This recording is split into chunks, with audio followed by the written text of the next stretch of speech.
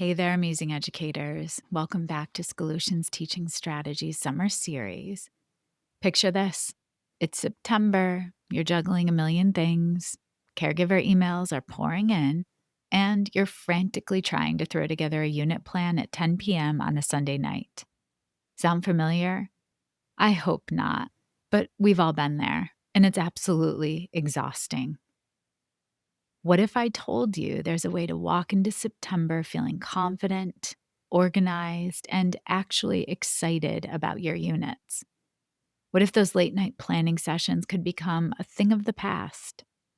Here's the thing: most of us approach unit planning completely backwards. We're in survival mode during the school year, grabbing materials, adapting on the fly, and hoping everything comes together. But hope isn't a strategy, my friends. The teachers who seem to have it all figured out, they're not superhuman. They just know the secret of strategic summer unit planning.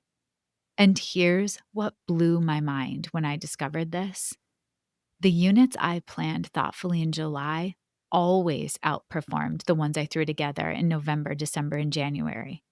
Every single time.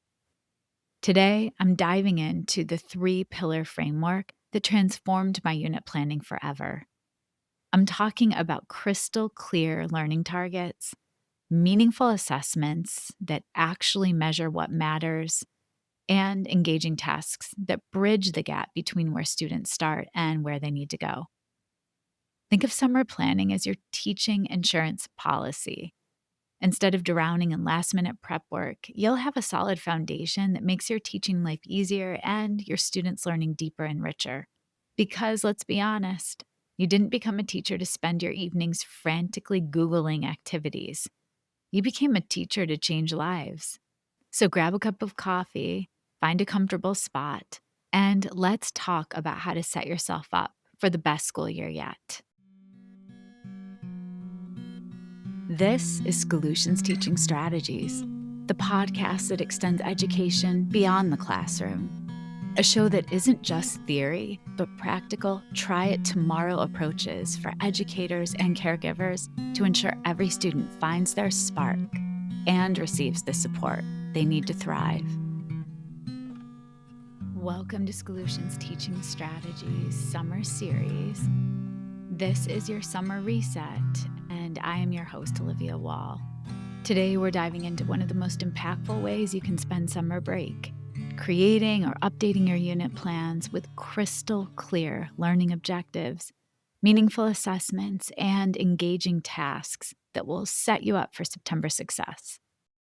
If you're like most teachers, you've probably got that familiar mix of excitement and overwhelm thinking about the new school year.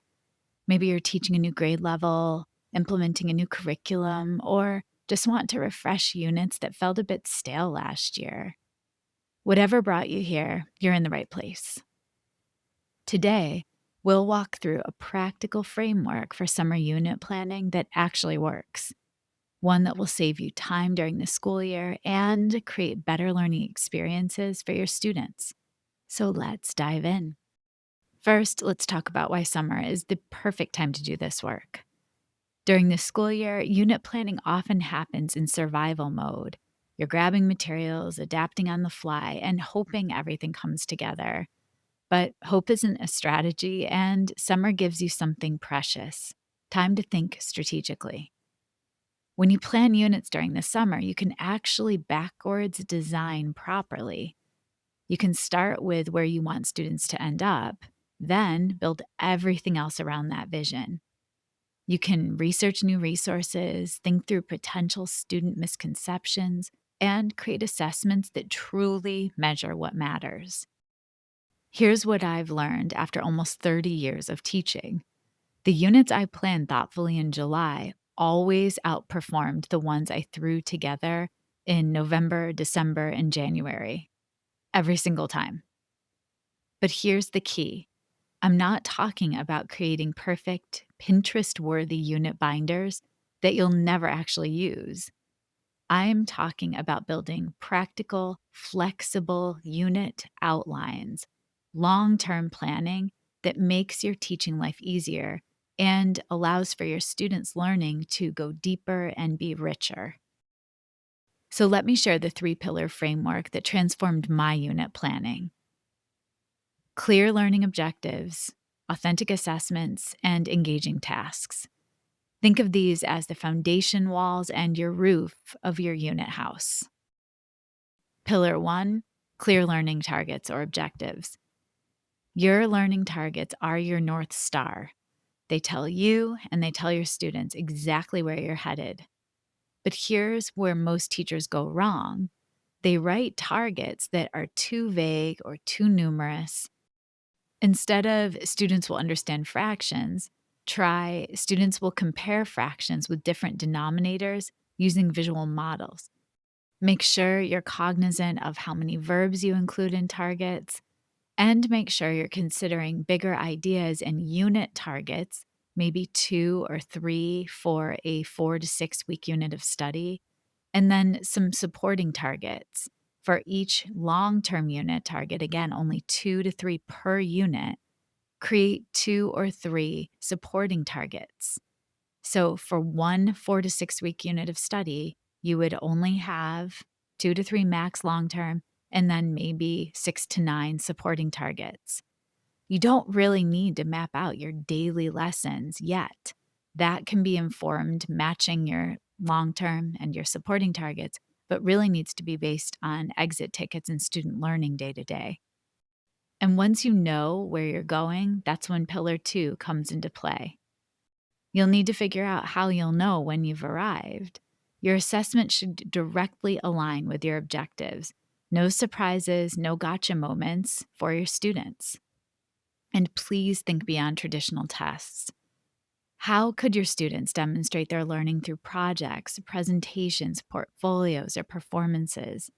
The best assessments feel like natural extensions of learning, not interruptions to it. And pillar 3, engaging tasks. Your tasks are the bridge between where students start and where they need to go. Each task should clearly connect to your targets and prepare your students for your assessments. Now let's get practical. Here is your step-by-step summer planning process. Week 1, standards audit. Pull out your standards or your curriculum guide, and for each unit, identify the 3 to 5 most essential standards. Don't try to cover everything. Depth always beats breadth. Next, objective writing or target writing. Ask yourself, what are the big ideas students need to leave this unit understanding about life and how they are going to be a better human? And then craft your long-term and supporting targets to transform standards into student-friendly learning objectives. Make sure you're using verbs, and I will include a PDF that marries Bloom's taxonomy with action verbs like analyze, create, compare, or explain. And make sure that each target is specific enough that you could design an assessment for it, whether it's an exit ticket, whether it's a smaller project that will be used for the bigger project at the end of the unit. Next, consider assessment design. Create your end of unit assessment first. Yes, first. This backwards design approach ensures everything you teach actually matters for student success. Include both formative check-ins and summative evaluations. Now design your learning tasks. What do students need to experience, to read, to write, to problem solve, to watch in order to craft that bigger end of unit assessment? Who will their audiences be? How will they offer feedback to their peers and receive it? And then move on to resource gathering. Collect your materials, create handouts that students can use to track their thinking, bookmark digital resources. Future you will thank present you for this level of organization. Make sure to collaborate with your colleagues and adapt materials you already have. The goal is efficiency, not originality. And we both know you could spend your entire summer perfecting unit plans, but that is not sustainable and it's not necessary. Oftentimes, I will speak with teachers that begin with their first unit and have that well planned, perhaps even their second unit, everything kind of falls off later in the year, I suggest starting with your December, January, February unit this summer. Those are the units that often get neglected because you have everything else planned and you're trying to build the plane while you're flying it mid-year. You also need to build in flexibility. Don't script every day. Instead, think of long-term planning, flexible frameworks with room for adjustment. Make sure to plan for differentiation. Summer is the perfect time to think about how you'll support striving learners and challenge advanced students. Build these supports right into your unit structure, not as afterthoughts. And create systems, not just content. Develop consistent routines and systems that carry across units. When students know what to expect, you can focus on content instead of procedures. Remember, good enough is perfect. A solid, flexible unit plan that you actually use is infinitely better than a perfect plan that overwhelms you. Let me share some practical tools that make summer planning easier for me. Planning templates. I have simple templates for unit overviews, lesson plans, and assessment rubrics. Consistency saves mental energy during the school year. Digital organization. I use cloud-based folders to organize everything. I recommend one main folder per unit with subfolders for objectives, assessments, tasks, and resources. Collaboration tools. This is where you can connect with other teachers through social media, professional learning communities, or district partners. Sharing the workload makes everything more manageable. And make sure to gather and invest in quality resources. That time investment in finding really good resources rather than creating everything from scratch. Educational blogs and professional organizations often have excellent materials. And one more thing, document your thinking. When you make planning decisions, jot down quick notes about why. 6 months from now, you'll remember what you did, but not why you did it. As we wrap up, remember that summer unit planning isn't about creating perfect lessons. It's about building a strong foundation for the school year ahead. When September arrives and you're juggling a million things, you'll have clear targets guiding your teaching, assessments that actually measure learning, and tasks that engage your students. Your future self will thank you for this summer investment. And more importantly, your students will benefit from the thoughtful planning you're doing right now. Start small, pick one unit. Again, I advise starting with November, December, January, and work through the process. Once you see how much smoother that unit runs, you'll be motivated to tackle the rest. Thanks for listening to this Solutions Teaching Strategies Summer Tip episode. Until next time, happy planning, and here's to your best school year yet. Solutions Teaching Strategies is created, produced, and edited by me, Olivia Wall.